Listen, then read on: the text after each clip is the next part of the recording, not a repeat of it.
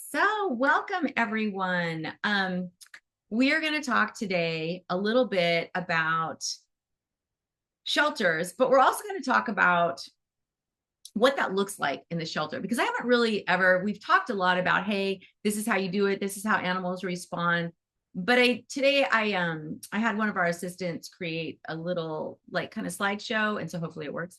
And I'll just kind of walk you through what this might look like in a shelter or at a rescue, what that even means. We'll talk about what that even means to be, offering Reiki, no matter whether you study with us the Let Animals Lead method or another way. There is really only one way to be with animals, and that is in the energy of respect, of love, appreciation. The three things I always say that every being wants is to be seen, heard, and appreciated, right? And animals, they tell us this and they show us this all the time. They just want to be seen as the beautiful beings they are. They want to be heard, right? They want us to listen, not be, I know what's best for you. They want us to actually calm down and listen to what they're trying to tell us, right? And this isn't animal communication. And I say this all the time because animal Reiki is passive, animal communication is active. But what I mean by listen is we pay attention to whatever signs they might be giving us. Now, unfortunately, I don't have any no signs because honestly, we very rarely get a no, but there are things that you will notice. It's not a no with an animal, but it's a just not this way. So for example, like if I'm sitting in front of a cage and that animal, dog, cat, whatever, backs up, I need to back up because they're telling me, hey, you're too close. So that's what I mean by listening. So we're going to get into that.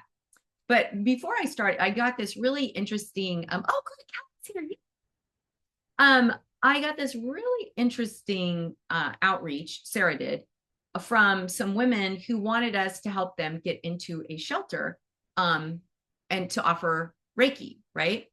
And that's just not what we do. They didn't want to take our classes. They just wanted us to help them get into a shelter. So the Shelter Animal Reiki Association, we're not a public association in meaning that we don't accept all members of any lineage if you haven't studied with us. We take any lineage as long as you've studied with us. So at the community level, you could be any lineage and you don't have to have studied with us, and you get invited to our meetings and you get some of our handouts, and it's a really great, first step. But if you really want to be part of the community and get the support that you need, like us helping you get into a shelter or us talking to the shelter with you because we have so much experience with this, then you really need to take a class. And the reason for that, you're welcome, is Chelsea or Kelsey. She said, thank you for this session. The reason you need to study with us is because I give you all kinds of free information, right? I want to empower you. But there are a lot of ways that you can go deeper and be even more effective when you take a class. And not only are you going to get that, but you also get the added bonus of being with other students who are going through what you're going through. You get your questions answered, and you go through the material with me, Kathleen, Kelly, or whoever is your teacher as a guide to really help you. And then, of course, we're your guide for life, right? Oh, great. Sharon is watching from the UK. Yeah, Sharon, so glad you could make it from the UK. So what we're going to talk about today is you don't have to be a Let Animals Lead person to go into a shelter. But if you want that extra support, if you want that expertise and to be mentored, you really need to take a class and join Sarah at the practitioner or the teacher level. So I know we have a lot of Let Animals Lead practitioners and teachers on the call, which I'm really grateful for. But for those of you who aren't, this isn't a sales pitch. It's just if you want to go deeper or if you need more support, then really consider taking a class because our classes really are incredible. I know that I have a lot of students on the call right now. The manual that you get in each level is, I think, the smallest one is 250 pages. They're filled with all sorts of information. They're like a journal and a reference guide. They're amazing manuals. So that alone and the class, time that you get with the teacher are so well worth the money. And all of our classes have payment plans too. So I don't want to sound like an infomercial here, and I'm trying to get you to do that. But I wanted to start off with that because we're talking about shelters. We're talking about supporting them. Now, what I'm going to talk to you about today are just some really super easy ways that you can support animals in a shelter, no matter if you're brand new to Reiki or if you are a human Reiki person, whatever that is, I'm going to talk to you about this. So let me just look at my notes really fast. So one of the reasons why let's see, we were formed in 2008. And so we've been in shelters. I think Brighthaven was our first shelter, and Remus in the UK in Essex was, I think, our third shelter. So we started with very few shelters, and now we have, I think, over 80. Now, at some points we have over 100, and some points we go down. That's only because the way we operate is the people, our students, our teachers, they're bringing the shelter on and they're supporting the shelter. So if they fall off, then usually the shelter falls off, but it fluctuates. But one thing I will say is the 17 years, 17 years this year that we've been in existence, we've never once had a complaint. We've never once been told we don't want Reiki in our shelter after we've had a practitioner or a teacher go there. We might have someone say, hey, this teacher or this practitioner isn't working out, but they never have a problem with the approach ever. And that is in 17 years. And the reason for that is because we honor the animals. We don't force, we don't push our agenda on the shelter. So a lot of times people will say, oh, I'm having a problem at the shelter. They aren't really open to Reiki, or, I don't feel like I'm getting the time with the animals that I need. That is something that we always encourage our members and even people outside that we talk to. If they're having problems with their shelter, work with the shelter, work within their confines. They're very, very busy. So we make our sessions work however it works for the shelter. We don't need a special room. We don't need to be private with an animal, or we don't need any special accommodations. And I think that's another reason why shelters are so open to us, because we're very passive. We're very supportive of the shelter. So if you're a teacher, you give back to the shelter by donating. Or if you're a practitioner, you're just there to support, not only with Reiki, but in just helping out. And one of the things that is really common that we hear from shelters and from our members is that when our members go consistently to a shelter and offer, share Reiki, pretty soon the people who work there will say, oh my gosh, I love it when you come in because it's so much calmer. So last week, Cherise had asked a question about how do you stay calm in the midst of chaos? And it's so easy. All you have to do is take a moment and go inward. And, human Reiki is very outward, right? You might be practicing on yourself, and that's, if you're a human Reiki person, practice on yourself. But that's as far as the human Reiki goes. We really want to take a look at ourselves, not at the animals, right? We know the animals are stressed. We know that this is going to be a stressful environment, but we take a look at where we are. And so what I used to do, well, first of all, I could never go into a shelter. And I took Kathleen's class and I told her, I really want to go into shelters and help by offering Reiki, by sharing Reiki, but I can't. I cry every time I walk through the door. It's too depressing and upsetting to me. And she said, use the precepts and remind yourself, you can't help all of them. You can't take them all home. But what you can do is just bring that energy of peace and love with you. And she would say, and I know Kelly, I'm going to turn this over to Kelly. Now that she's here, she doesn't know I was going to turn it over to her, but I'm going to have her talk a little bit about this too, is that one of the things that that Kathleen always told all of us is, if you don't do it, who will? And that's a question. Like if you're feeling really burnt out, or you're feeling like, oh, I can't go into the shelter. If you don't do it, who will? And that's a really powerful question to ask yourself. And it's a question that will keep you going to the shelter. It'll keep you going to places where it might be a little uncomfortable, because remember, this isn't about you. It's about the animals. It is about you supporting the animals, because that's where your heart is, right? We want to help animals. But if we allow our ego to tell us, this is sad, this is bad, this is that, you'll never be of any help, then we're letting ourselves get in the way of what the animals want and what they're asking for. And what that means is that time and time and time again, when you go into the shelter and you have a session with an animal, they don't expect you to change their circumstances. They're not looking to you to fix what's happening. But that's a very human perspective, right? We want things to fix. If I was in a jail, I would want Kelly to come and bail me out and get me out of there, right? But animals aren't coming from that human perspective. So when we go and sit with them and we offer them that beautiful energy of peace and love and acceptance, they go, oh, that's right. That's inside of me, because they can easily access that peaceful place within their heart, right? They're born with it. They don't have to do, okay, I've got to do the precepts. I have to say, all is well, all is well, all is well. They don't have to do that. But what we do when we say the precepts before we go in, or if you don't know the precepts, if you say, I am safe, I am loved, all is well. I am safe, I am loved, all is well. You go into the shelter, you sit with the animals, you are safe, you are loved, all is well. Saying those simple things, exchanging that energy helps the animal that's experiencing a lot of chaos within them to go, oh my gosh, that's right. That's right. This is a safe place. And by not directing or beaming energy, by not fixating on what's wrong with this animal, whether they have mange or they're sick or they're old and in the shelter, right? That's a really hard one for me when I go in the shelter and I see an older dog and there's all this barking and they're just really quiet and you could tell it's really stressful.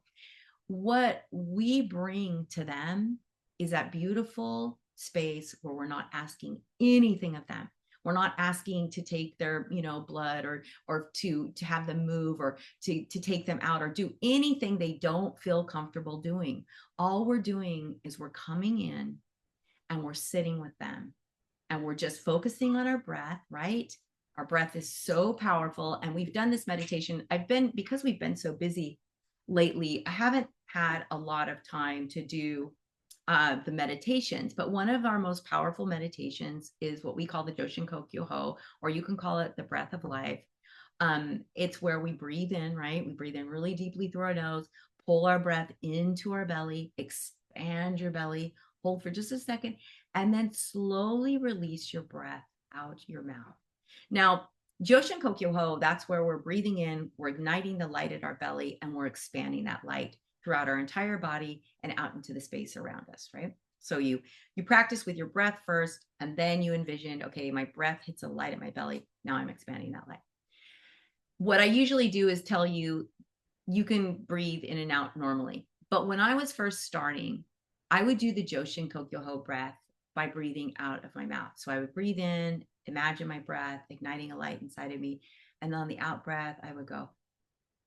And I would envision the light was going out. And it really helped me to feel like the breath was going outwards when I was breathing out of my mouth as opposed to my nose. And again, it's a really gentle, soft breath.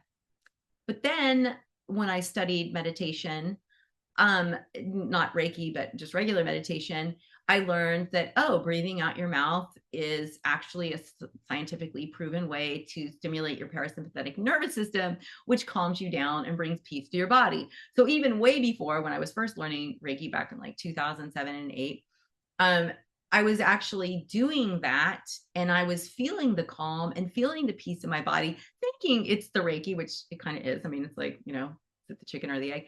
But it's scientifically proven way to calm your body is by breathing out your mouth, breathing in through your nose, expand your belly, breathe out through your mouth. So it's something you can try. Another thing about that breath that's really powerful is that we are instantly bringing in grounding into our body when we're breathing into our belly. When we make that connection to our belly, when we expand our belly, we're expanding, we're making that connection to earth, to our grounded nature, right? That is where our what is it, the root chakra too, right? That's your connection to earth. There's many different ways of saying that, but your belly is your connection to grounded energy. So right away, you're grounding yourself when you do that breath. And then if you add all is well, you don't have to say you are safe, you are loved, all is well. You can say all is well, all is well, all is well. You can do it with your breathing in, all is well, and then breathing out. Breathing in, all is well, and breathing out. And just allow yourself to sit in that space. Or you can do the precepts, right? For today only.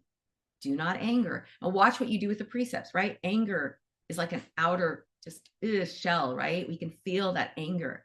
But when we let go of it, what do we get down to? We get down to worry. We're worried. Worry's right below anger. But when we let go of worry, what do we get down to? We get down to our beautiful, humble, loving nature, where we are truly compassionate to everything in our world and to ourselves. Because remember, you can't be truly compassionate to anybody unless you understand what true compassion is for yourself. So when you can go in there and do this, the things that can happen in a shelter are really profound and powerful.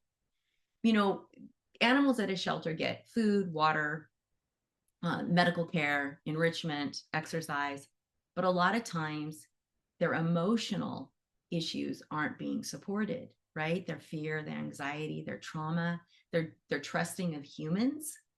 But you'd be amazed at how when we sit with animals and we create this beautiful space, how powerful that is for them to then be like, oh, this is a safe place with this person, right? So if I'm sitting with a dog, I'm just focusing on myself, not on them. I'm creating this beautiful energy. My energy goes out, and the animal can then, and I always tell the animal, you can choose to join in with me or not. It's totally up to you.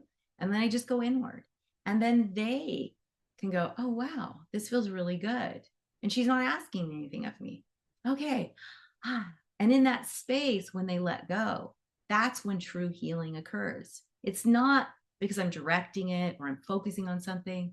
True healing occurs because they decide to let go and just be, just like I'm letting go and just being. That's where the magic lies. So I want to share this. And you know what? And I did a bad thing here because I was making sure on my notes I didn't see. There is more people joining. Okay. So I'm going to share, let me get the thing up. Okay, perfect. And let me present. Do full screen and we'll see if this works. Present. Sorry. Okay, there we go. All right. Now let me go down to Zoom here and let me share my screen. Okay, great. There we go. And we're going to share. And then we'll just allow that. All right. Oh my gosh. Let me go back to present again. Sorry, guys. This is not the way I wanted it to go, but that's okay. Let's go to present here. There we go. And let me go back to the beginning if I can. Oh, good grief. There we go. All right. So here's Kathleen, and this is way back in, oh my gosh, I think this is like 2009. But Kathleen has been sitting with animals like this for, gosh, she learned Reiki in 1998. I'd say probably 1999 or 2000 is when she started to go to the Berkeley animal control and was able to sit with animals. And I think that's where this is right here. But you can see Kathleen, the dog is looking at her and she's looking at her. What we never want to do is we never want to stare. Now I know Kathleen, it's not like she's staring this dog down. She was probably had her eyes closed and opened them and looked at the dog. Now this was during a photo shoot. So not a photo shoot, but like a videotaping of what a Reiki session looks like. And so I'm sure she opened up her eyes to look at the dog, but we never want to be staring at the dog. And you can see her body is to the side, kind of, right? But what I love about this picture, and this is what happens, this dog is completely engaged in this.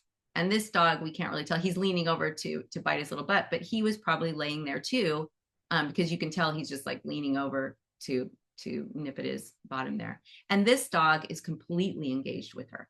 And he's right up at the gate. And so are these three. So even though she's sitting at the gate, she may not have started that way. In fact, I think, and Kelly, when I open this up to you, you can even correct me. I think there's a picture of her sitting on a bench over here, and then she came down closer as the dog got closer. So again, that's why we want to always be mirroring the animals. We want to come close if they come close. We want to go back if they go back. And here's another, like, just classic animal sleeping. She's facing, he doesn't seem bothered by that at all. He's watching her. She's facing head on. She may have started to the side. This is one of Kelly's students. But again, that's what this is going to look like. You're just sitting outside. You know, you can bring a towel, you can bring a little bench, whatever it is that's going to make you feel comfortable. Now, in this picture, it's a little bit deceptive because the dogs are all looking at the person who's taking a picture, but the dogs aren't barking or anything. And I know that this person was sharing Reiki, and the dogs were all at the front. You may be with one dog like she is with this dog, but the other dogs, the other animals, cats, horses, bunnies, whatever that is, your energy, remember, is huge. It's not confined to your physical body. It is huge. And that radius of energy is huge that goes out. So I think this is Judy here. And so here's something that will happen too. So Judy was meditating and the cat comes close and puts her little paw out. You can feel free to put your hand out. Now, one of the big rules of let animals lead is what? We never use our hands. We never use touch. What that means is we never want to be directing energy with our hands, laying our hands on the animal, touching the animal without their permission.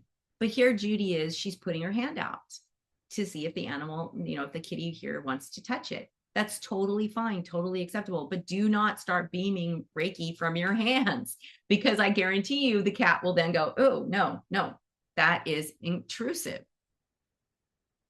And here's another picture of Judy. I love this picture so much because Judy is meditating. She's not touching the cat. She's not trying to play with the cat, you know, do anything. And the cat comes up and rubs on Judy's face, and Judy gives her a little kiss. This happens a lot. Again, you know, Judy's not trying to stimulate the cat by petting it. She's just sitting there in that meditative space, and the cat really loves it and comes up. Now, this could have been a really friendly cat, but I'm telling you, you can be in a room with cats that want nothing to do with you, and this will happen, or something close to this. So when we're sitting and meditating, it's so passive, it's so loving, because, right, what are we focusing on? We're focusing on all is well. And what does all is well mean? All is well means in this moment, there's only love. All is well. There's no anger. There's no worry. And if there's no anger and there's no worry, and you're at your best self, what are you filled with? You're filled with love. So as you're sitting there in this beautiful space, you're just emanating love. And here's Deanna in a cat room, and you can see she's meditating. All the kitties are coming up as if she has something. So this happens a lot too. You, even though we're not directing, you know, energy, your hands might buzz, your body might buzz. And sometimes the kitties will come up, or dogs, they want to sniff your hands, they want to sniff your body, because you're kind of bringing off a little vibration of energy, and it's different. They're not used to humans being in this beautiful, calm space. I love this picture. Deanna has been going to her shelter for years and years and years and years. And Kelly, if you want to just unmute too, you're welcome to do that and offer any type of insight as well. But Judy's been going to her shelter for so many years, and they're very open to Reiki, and they're open to her, you know, sitting and sharing space with all the different animals, dogs, cats. And so we're so grateful to Deanna for all the amazing work that she does. So here is a great picture, and I wanted to share this because, again, we talk about how we don't use touch. We don't. But in this situation, you can tell this dog is trying to get as close to this woman as possible. He's pressing himself. You can see his fur sticking out through the cage. He's pressing himself, or she's pressing herself up against this cage to get as close as possible. What she has done is she has put her hand out to give a comforting touch. Now, here's the caveat to that. You never want to touch an animal unless they're exhibiting this type of behavior, where you can tell they are just leaning into you, or they come up to you, they want to be in your lap. You can tentatively put out a hand. Your hand is for comfort purposes only. Just like Judy had her hand out for the cat to touch, comfort purposes only. We never want to be touching and directing, or touching and expecting an outcome, right? And so this is a really beautiful picture. She's got her eyes closed. She's deep into the meditative space. So is the dog. And she's touching the dog. And this could actually create from the animal, whether it's a dog, cat, bunny, whoever, a sigh. Because sometimes physical human touch is actually really comforting to them. And they'll go, because it's like, it's okay. It's almost like, you know, if you're really upset and your friend comes and either touches your shoulder, touches your leg, or puts an arm around you, it's the same feeling. It's that same feeling that all is well. I'd also just say that, make sure that kind of contact through the gate or through the fencing is okay with the shelter. Because a lot of times, and especially they're very cautious, don't put any fingers in there, that kind of thing. So just checking and making sure it's okay. Well, and I think that too, always, I mean, that's a really good caveat to everything that we've said, is that when you go to a shelter, you always want to be following every rule that they have. Now, she would have known ahead of time, because you have to go through the training. We would never send you or ask you to go to a shelter if you don't go through the training. You have to know what happens when a dog gets out, a cat gets loose, if there are certain animals that you can't touch like this. So this is all very general, but if you're going to go into a shelter, you must do their volunteer training. That is a non-given, like you have to. And then you'll learn more, because a lot of times they'll be like, this could be a section where at the Humane Society in Oregon, here at the Oregon Humane Society, they have a green dog section, right? So it's where they keep all their green dogs, which means that these dogs can be touched, played with, blah, blah, blah.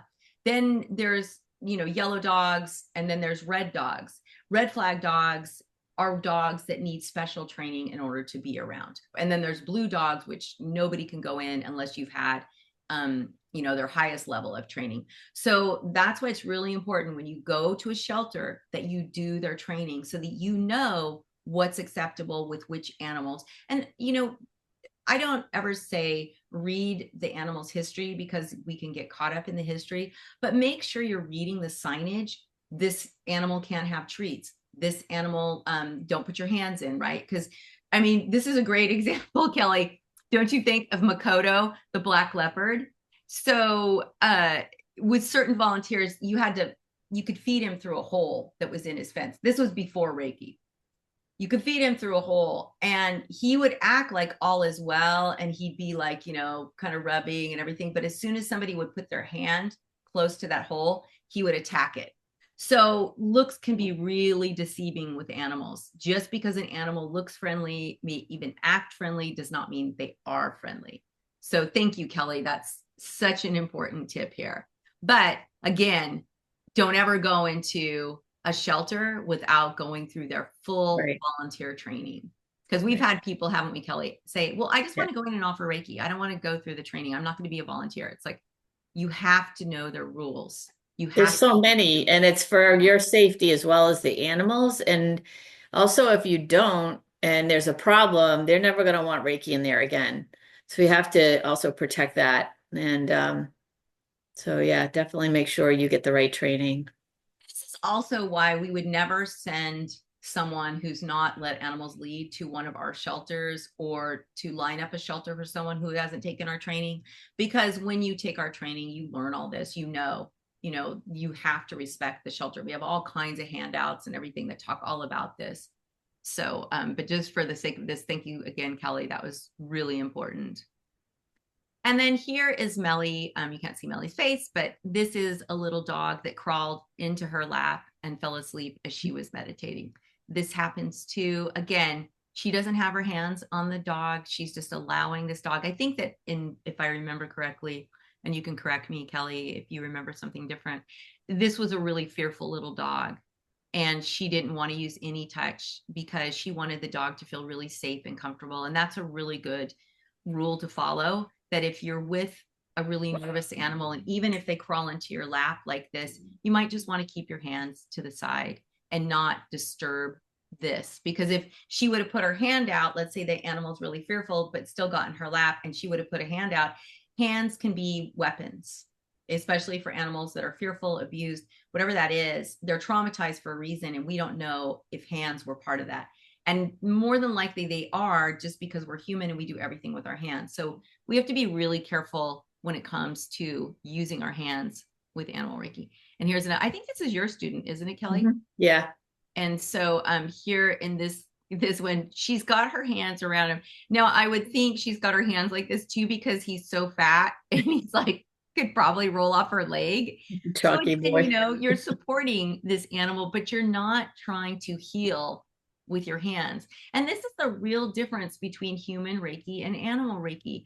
It is so different. If this cat were a human, it would be on a table, and this practitioner would be going around the table and putting her hands and, beaming energy, and maybe using crystals, maybe focusing on chakras, all the different things that many different lineages of Reiki uses.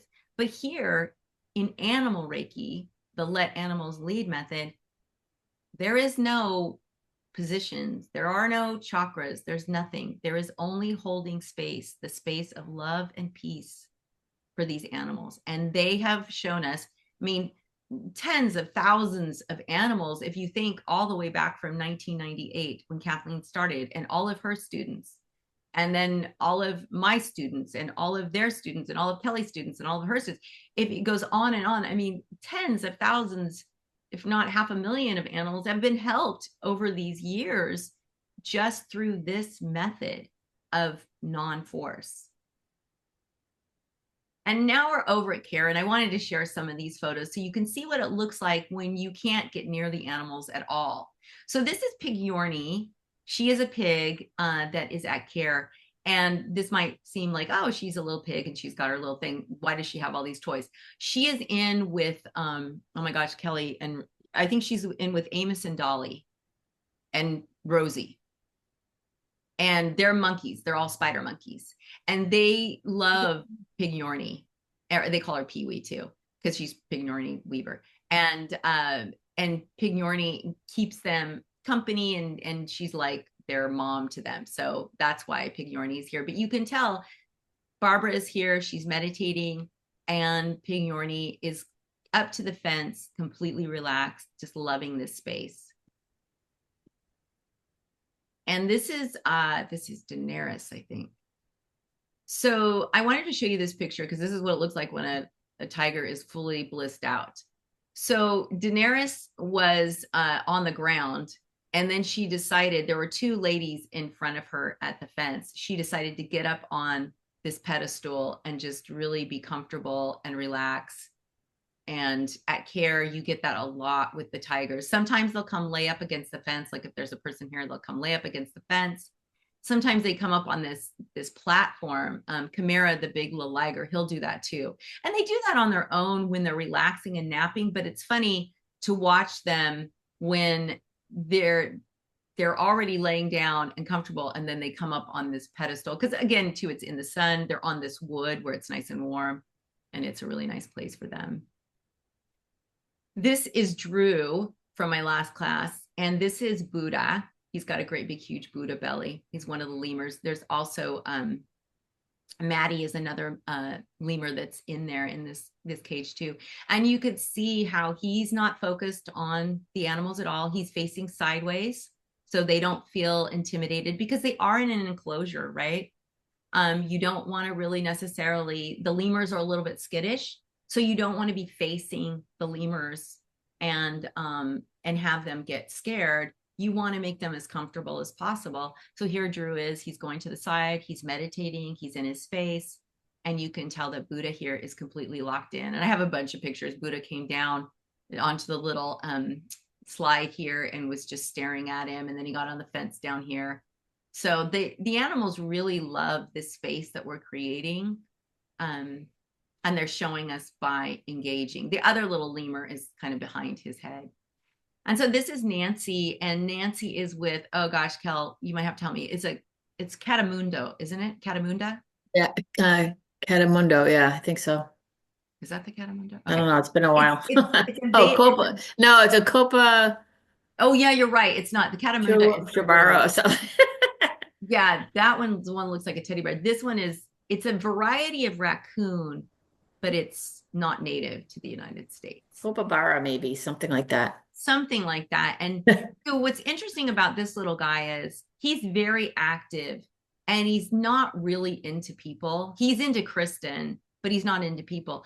But I loved this picture because here's Nancy, she's just meditating and then here's this little guy coming in and he stayed there a long time and was just watching her and just connecting with her. Now, what I wanted to show you here was one of the things that you can do as a Reiki practitioner, especially a human Reiki practitioner, you can offer Reiki days at the shelter. Like if they have a little room or a little conference room or something, you can say, hey, look, it's just a 10-minute chair session, right? They don't have to lay on a table or anything.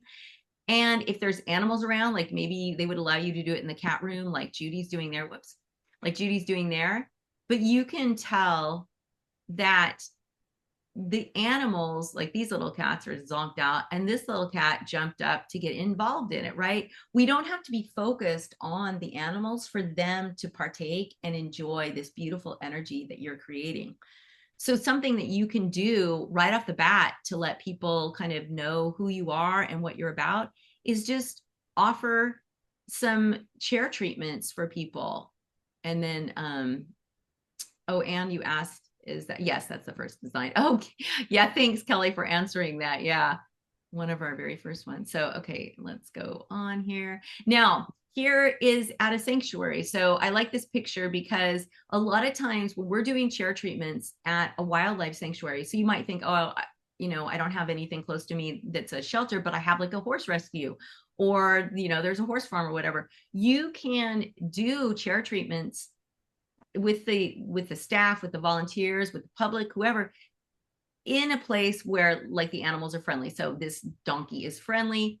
She's doing a chair treatment here and the donkey is involved. And you get that a lot, like, right, Kelly, when we go to Remus, the horses will come around and they stick their head over your shoulder, or the ponies come in and they try to squeeze in between us.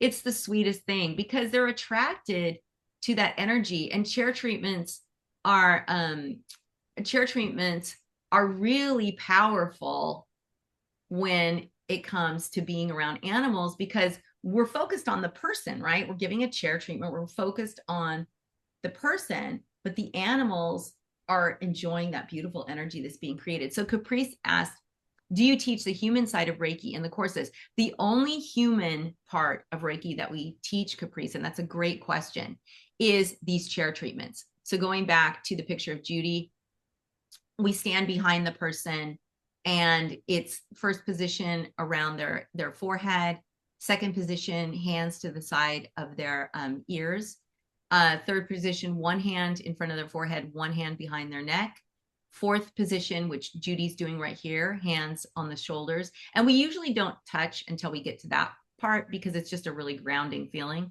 And then the last position is hands above the head. That's the only human side that we teach. And the reason we only do that is because Asui, this is an Asui treatment. He didn't do all the hand positions and all the things that like laying on a table, that came after him. But he believed if the head was healed, if the mind was healed, the head was healed, the body would follow. So this is the only one that you can't tell, but she was back here and then she came around here. And I'm sure the donkey was, we teach that in all three levels, Caprice. So in level 1, you learn it, and level 2, you do a refresher, and level 3, you learn how to teach it. So all 3 levels, isn't that right, Kel?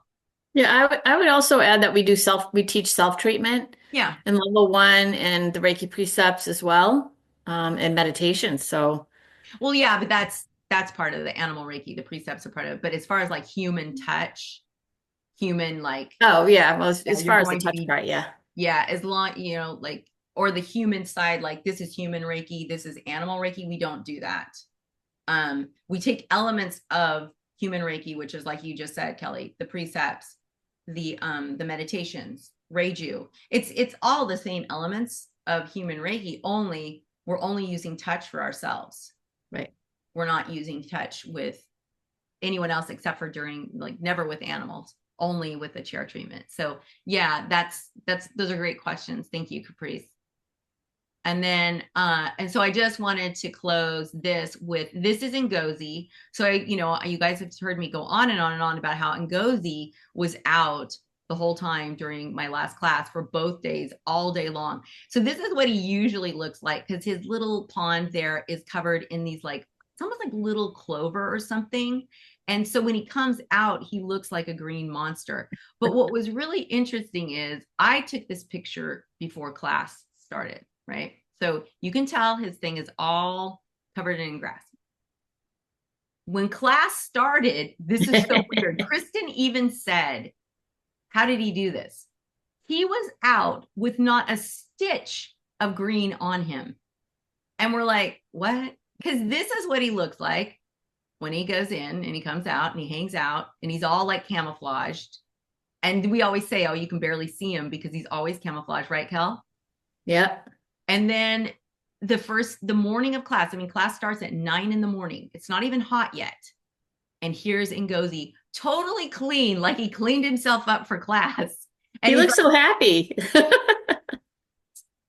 like that, like through most of class. And Kristen said he only does that when it's really hot outside, because that's how he cools himself off.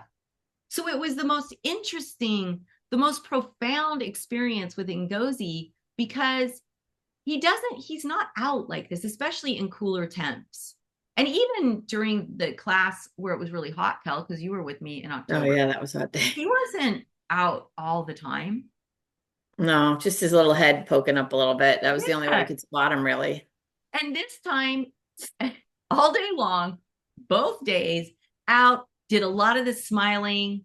I mean, the fact that he was not even covered. I mean, Kristen, because she comes down around 9:30 to do the tour, and she's like, how the heck did Ngozi get clean?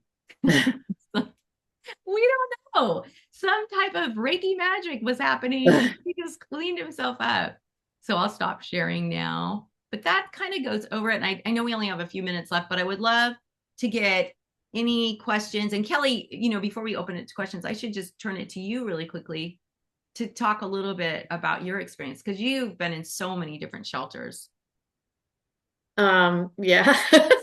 What can I add to all you've done?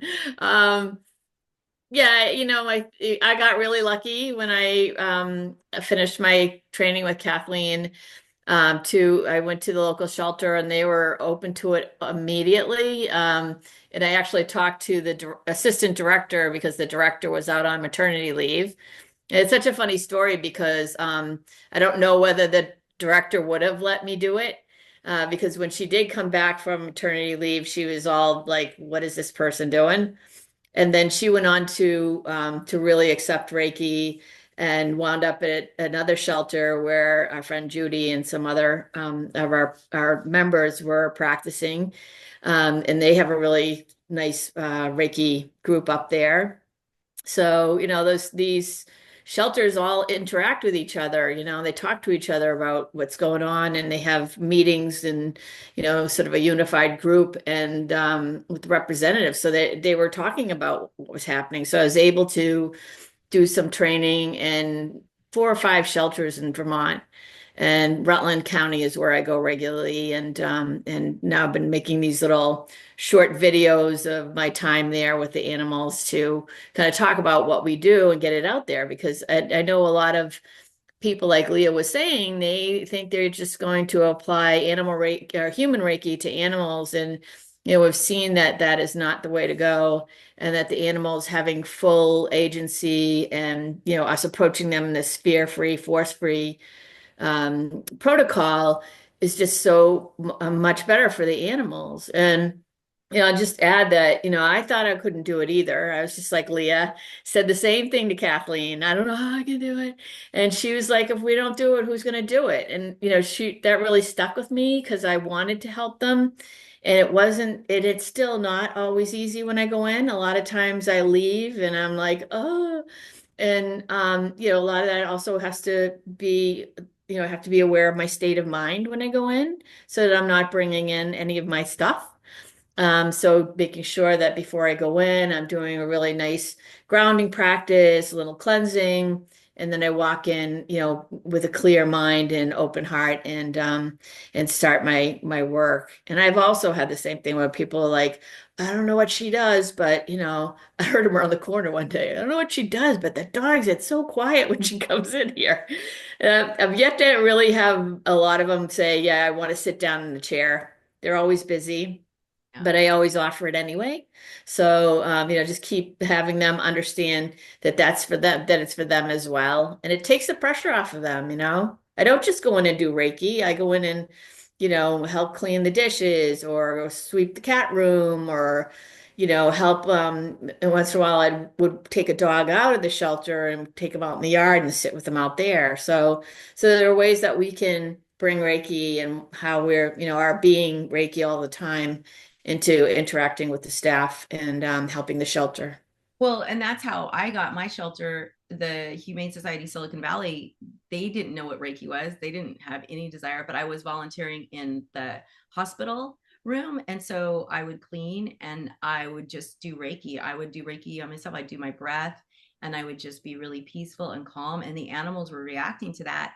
And so I asked them one time, oh, can I sit with the animals in the recovery room? And they're like, yeah, sure. And they just started to notice how calm it was in there when I was in there. And so then they started asking me, can you just, I'm sitting in a room and they're all around me. Can you sit with this cat? And it's like, well, yeah, I'm sitting with all of them.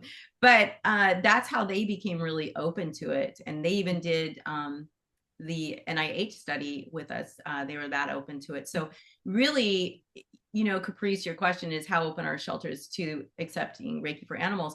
You really have to go in without any expectation and just be Reiki in your own life. And, if you find you're getting off or you're getting frustrated or you're getting like kind of overwhelmed by the chaos, like Charisse, who is the one that I'm really grateful to her for, bringing that question up because it brought in this discussion, was you really got to be mindful, like Kelly said, of what is your energy doing? What are you doing? And so we really have to make sure when Kelly's talking about cleansing our energy, she doesn't mean like cleansing off the animal's energy or anything. It means like you're balancing yourself. So like we learned the dry bathing, right? That's for you. It's not to ward off evil spirits or anything else. It's just to balance you so that you're like, okay, the precepts can cleanse you, but we're not cleansing anything bad because Yeah. in that space of Reiki, you're not picking up anything bad. You're open. So everything is just going through you, right? You're just holding that space of love. Nothing can attach to you in that space. But going back to you, Caprice, so we are going to be talking about this very thing, I think the first week of April or the second week of April. Lauren Murphy, who is my student, who she's a teacher, but she also just went to my Animal Reiki for Reiki practitioner class at CARE. She just went to a horse rescue and she didn't tell them she was doing Reiki. She didn't tell them about Reiki. She just went to kind of see what they were about. And she just started, standing with the horses and just being that beautiful energy of love. And these horses that were completely shut down started to respond to her.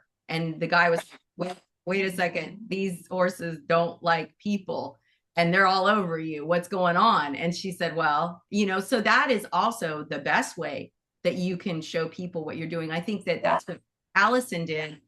Sorry, my dog is getting crazy. That's what Allison did. And that's what Allison did when she went to Tolfa in India. She just, started to do that offering and they're like, whoa, what are you doing? And so, she was like, I'm doing this. And they're like, wow, we want you to do that with all kinds of animals, especially Tolfa. Tolfa now, they're in India, they're our Indian shelter and they don't have the medicines that they have in the United States. So they use Reiki every single day with their animals. I need to Reiki this little girl. So yeah, and then Teresa says the PDF from Sarah was really helpful and professional for shelters. So yeah, we do have a professional handout that you can give to shelters. It basically says, this is what we do. This is what we don't do. This is what, and some of these pictures that I showed you today are from that handout.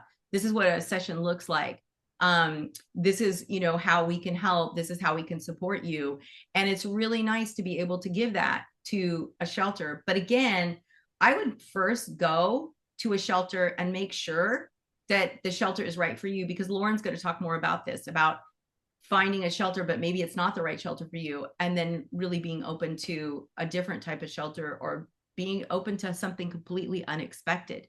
If your heart is open and your desire is, I want to help animals in need, something will fall into your path that is perfect for you.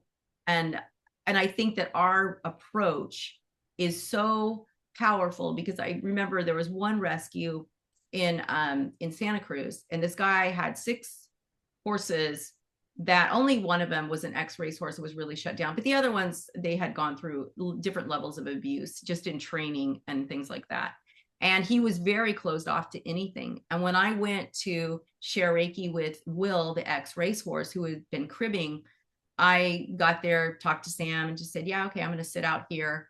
And I sat down and I just started meditating. He's like, wait a minute, what are you doing? And I said, I'm meditating. And he goes, well, aren't you going to go in with him? I said, no, I don't need to. And he's like, what? Wait, what are you doing then? And I said, I'm just meditating. He's like, well, I'm going to sit here and watch this. So he watched, and Will just got so relaxed and so calm. He quit cribbing. And Sam was like, okay, what can you teach me? So then the next time I went over there, I did just like a little Reiki share. We sat in chairs because the horses were like kind of free range. They could go wherever they want. And we sat and we did some meditation, and the horses all came in and joined in that. And so we had experience like that after experience. And so he learned both level 1 and level 2, so that he too could do that with his horses. So it's really, when we approach it from a really passive way, just like the animal Reiki is, it's a very passive practice. You would be amazed at what can come out of that for you. So don't go into your shelter like, hey, I've got Reiki, it's this really great thing, and I want to present it to you. You got to treat the shelter like they're an abused, traumatized animal, because in a way they are. So we wouldn't do that to an animal. We wouldn't go, hey, I'm here, I'm going to do Reiki. We would be like, hey, so I'm just going to sit here and I'm going to offer this. So I know we're coming to time, but I want to get a couple questions if you have any. And Kelly, thank you so much for going on, Kelly Thinner, for going on camera. I love to see you guys when you pop up on camera, and I'll go on gallery. But you can unmute yourself if you want and just start talking. Yeah, go, Adrian. Yeah. Hi. Hey. Yeah, just as I'm watching this, I've been reading your stuff and watching some of your classes here, and I'm just listening and feeling this tightness come over me because I used to work in my shelter, um, and I had to stop. I ended up with 15 animals in my house. Yeah. I also have a horse rescue I worked at, and I also work with a wolf sanctuary. So I'm feeling like there are so many animals that could just use this, but I really have this great desire to help. Our shelters here are in such, I don't know, we had like 1,000 dogs at one point. It's just insane. And it's just very hard and stressful. So I've been actually doing some other work to try to improve myself to be able to handle this. But Yeah, that's important, Adrian. I'm so glad you said that, because yeah, really it starts with us, right? right. And I'm looking at classes, of course.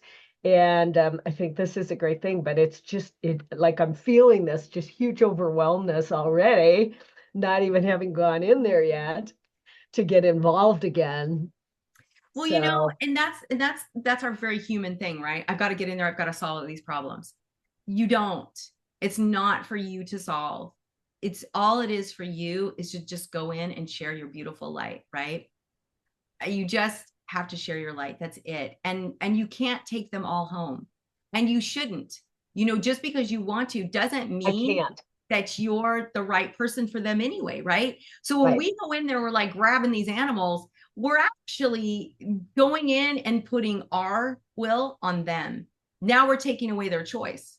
Did they really choose us? I mean, or are we just so needy that we're like, oh my gosh, I got to take the. So we have to be really careful of that. And remember, we can help more animals by just going in and being. We don't have to solve what's happening. And so thank you so much for that, Adrian. I want to get to Darlene really fast since and we hope to see you in a class really soon. Thank you. When are you doing one? Oh, great. Darlene, you had your hand up, I think. No? Oh, okay. So anyway, does anyone else have a quick question before we sign off? And before we sign off, I will do one quick meditation. I want us to do that breath to remind us that our breath is really powerful. In fact, I don't know if it's next week, I'm going to be talking about breath and just different breaths you can use to get yourself, because breath really is the way to peace. It's scientifically proven. It's used in so many different modalities. Breath is magical. And so Kelly says, once you find a shelter that's a good fit, sign up to volunteer so they can get to know you, right? Exactly. They have to know you to trust you. You have no idea how many people come into shelters with this great fix. Oh, I want to help. I want to help. And then all of a sudden they're gone. They disappear. Shelters don't have time for that. So you just have to go in and be there for the long haul. Like Deanna, I think it took Deanna a couple years more for them to really be open to it, right? So just know that it might take time. It might not. It might be really fast. You don't know, but just be open. So I want us all to just for a moment get comfortable. Bring your hands into Gasho, the prayer pose at your heart. Close your eyes to close out all outside distractions. And just take a couple cleansing breaths here, breathing in deeply through your nose, pulling your breath deep into your belly, and then on your out breath. And just do that a couple more times, breathing in deep, expand your belly, and then and let go of all stress with your out breath. And then whenever you're ready, bring your breath to a natural state. And we'll just do a couple of the breath of light breaths. So we just want to breathe in gently through our nose, pull our breath down to our belly, and envision there is a light at our belly. And on our out breath, as we release our breath, imagine that the light at your belly is expanding into your entire body. So breathing in, our breath ignites our light, and breathing out, our out breath spreads our light. And I'd like for you on your out breath now to breathe out your mouth if you can. And when you release your breath out your mouth, do it very gently and slowly. And start to feel how your body relaxes into a very peaceful state. Making sure that we breathe in, expand your belly, and on the out breath, just gently release your breath through your mouth and feel that beautiful energy of peace starting to relax your entire body, your heart, and your mind.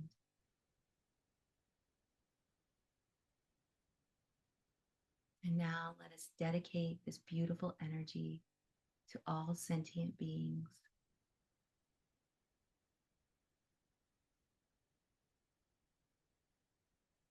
And whenever you're ready, you can open your eyes.